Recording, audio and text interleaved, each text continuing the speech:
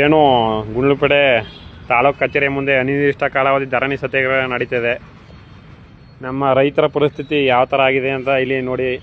ಸೊಳ್ಳೆಗಳ ಕಾಟ ನಿನ್ನೆ ನೈಟು ಸಹ 5 ಜನ 6 ಜನ 7 ಜನ ಮುಳುಗಿದ್ರು. ಇಲ್ಲಿ ಒಬ್ಬರೂ ಸಹ ನೈಟು ನಿದ್ದೆ ಮಾಡಿಲ್ಲ, ಅಷ್ಟು ಸೊಳ್ಳೆಗಳ ಕಾಟ ಇಲ್ಲಿ ಇದೆ.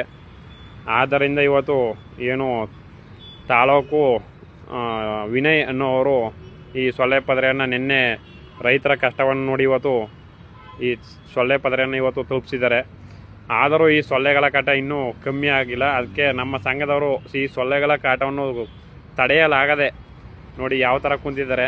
ಇದು ರೈತನ ಪರಿಸ್ಥಿತಿ ನೋಡಿ. ಇಲ್ಲಿ ಆಯಿತಾ, ಅಷ್ಟು ಸೊಳ್ಳೆಗಳ ಕಾಟ ಇಲ್ಲಿ ವಿಪರೀತವಾಗಿದೆ ನೋಡಿ. ಇಲ್ಲಿ ಈ ಕುಂತ್ಕೋಬೇಕು ಅಂತಂದ್ರೂ ಮನಿಕಂಬದಿ ನಿದ್ದೆ ಮಾಡೋದಿರಲಿ, ಕುಂತ್ಕೊಂಬೇಕು ಸಹ ಈ ಸೊಳ್ಳೆ ಪದರನ ಮೇಲೆ ಒಸ್ಕೊಂಡು ಕುಂತ್ಕೋಬೇಕು, ಆ ಥರ ಪರಿಸ್ಥಿತಿ ಆಗಿದೆ.